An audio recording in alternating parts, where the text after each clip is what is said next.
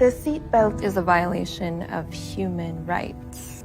It's better to be thrown out than to be trapped inside.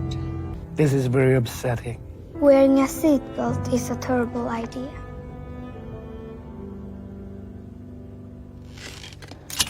Serious restriction of freedom. Mate, it's a terrible, terrible idea. They're calling it a violation of human rights.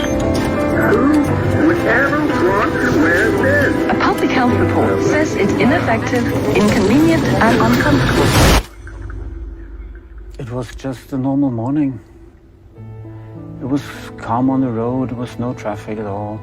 Och vi glider ungefär 70 meter innan vi smäller in i den första bilen. The only thing I can hear is the...